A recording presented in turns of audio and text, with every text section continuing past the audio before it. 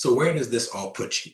Well, if you're looking at all this information, one of the things that becomes very clear is your strategy for your student loans is going to greatly depend on the type of mortgage for which you're applying.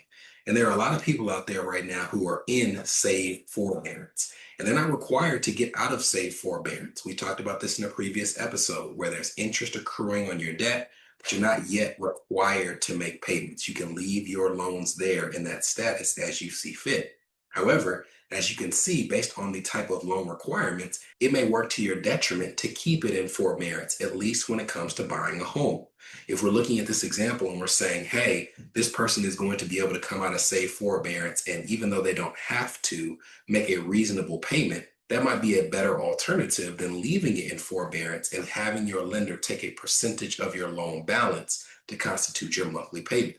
You have to weigh those different types of decisions when you're trying to figure out, does it make sense to just like get off the fence and start making payments right now versus staying in forbearance because there's a larger benefit to not making payments.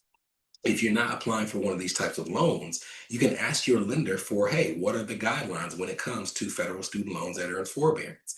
You may find that with your particular loan, they don't even consider it in your debt to income ratio if it's in deferment or forbearance on your credit report. And then you'd have the best of both worlds. You can have it not impact your debt to income ratio while also not having to make a payment. You would just need to make sure that you are applying for a reasonable amount of coverage and know what your eventual student loan payment would be so that you don't get into that home and the second your student loan payments start again, you're immediately house poor and unable to have any room in your budget.